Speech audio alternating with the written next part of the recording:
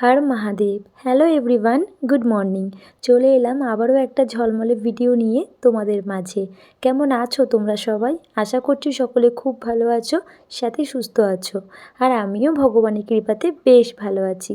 তো এখন ঘড়িতে বাজে সকাল 10টা, আর এখন থেকে তোমাদেরকে সাথে নিয়ে আমি আমার ব্লগটা স্টার্ট করলাম। অনুরোধ রইল পুরো ব্লগের সাথে থাকার। আশা করছি অন্যান্য দিনের ব্লগের মতো আজকের ব্লগটাও কিন্তু তোমাদের বেশ ভালো লাগবে। তো অবশ্যই বন্ধুরা সাথে থেকো। তো ওই যে বললাম বন্ধুরা, এখন ঘড়িতে বাজে সকাল 10টা। আর কি জানো তো, আজকে না 9:30 10টার মধ্যে প্রায় আমার অনেক কাজ গোছানো হয়ে যেত, তবে সেটা হয়নি। যেহেতু দিদা আজকে বাজার ছুটি করেছে, মানে বাজারে যায়নি।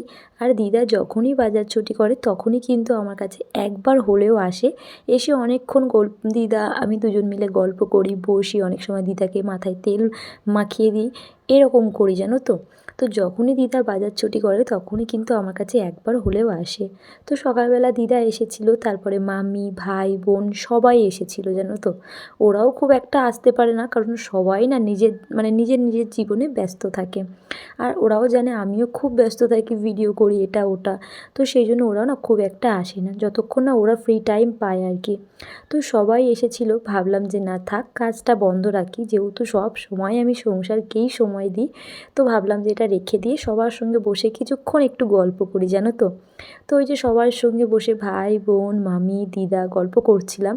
তারপর ওরা গেল যে যার বাড়িতে।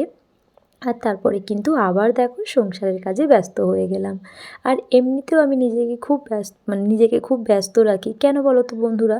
যত তুমি ফাঁকা থাকবে তত দেখবে মাথাতে নানা রকম চিন্তা, কিন্তু যত ব্যস্ত থাকবে বা কিছু করবে, এটা তো নিজের জন্যই ভালো, বলো? যত জীবনে কিছু করতে পারো বা নিজেকে ব্যস্ত রাখা সত্যি বলতে খুব ভালো।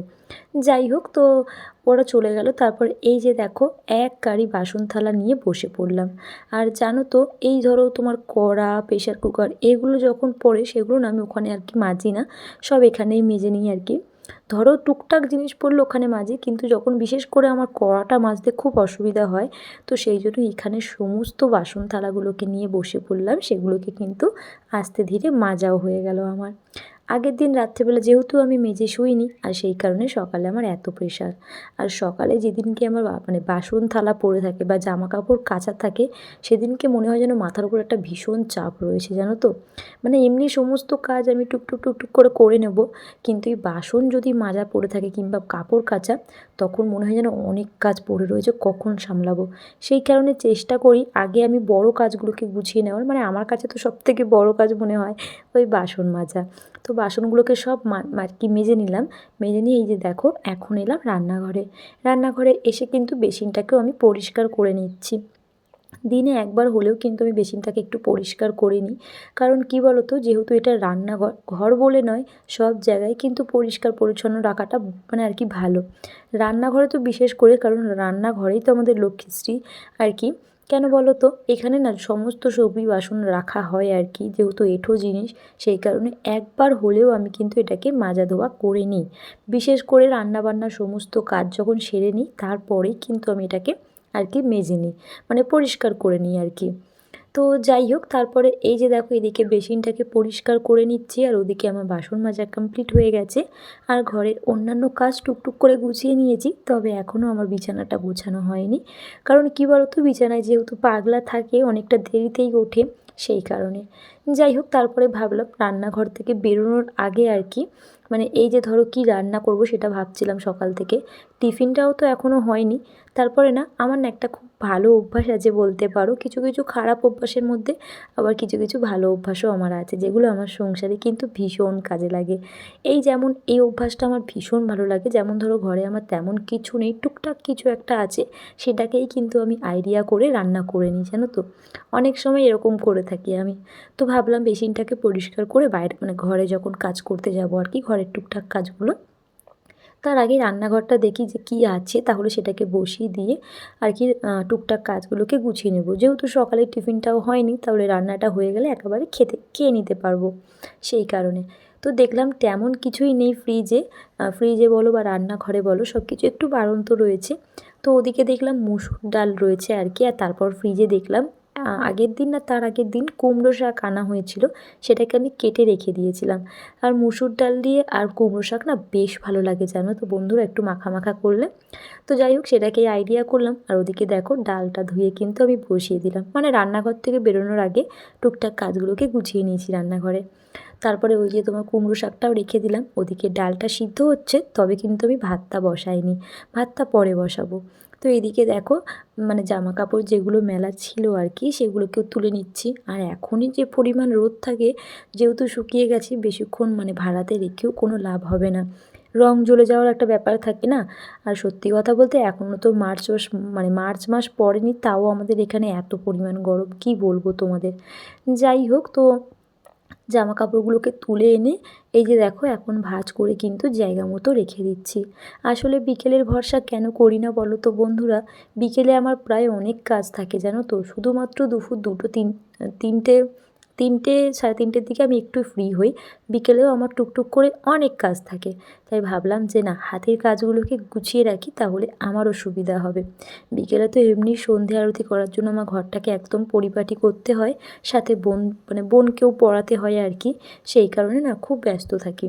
এই কাজগুলো যদি এখন গুছিয়ে নিতে পারি, তাহলে কিন্তু আমার হাতের অনেক কাজ আর কি গোছানো হয়ে যায়। তো আর এই যে এত জামা কাপড় দেখলে, সব তো এক জায়গায় ভাঁজ করে রাখি না, সব তো আলাদা আলাদা জায়গায় ভাঁজ করে রাখি। তো সেই জন্যই ভাবলাম যে না বাবা, গুছিয়ে নিই, হাতের কাজ যত এগিয়ে রাখবো ততই কিন্তু আমাদের ভালো। যাই হোক, তো ওদিকে জামা কাপড়গুলোকে গুছিয়ে সব জায়গা মতো রাখলাম। আর ওই যে বললাম বিছানাটা গোছানো হয়নি, এই যে দেখো 100 টাকার কম্বলগুলো, আগেই না 2 দিন আগেই আমি ব্ল্যাঙ্কেট তুলে দিয়েছি আর কি বক্স খাটে, কারণ ব্ল্যাঙ্কেটটা আমাদের একদমই লাগছে না। আর এই যে দেখো 100 টাকার কম্বলগুলো রয়েছে, 2টো না 3টে, ভাবছি আপাতত এখানে রাখি।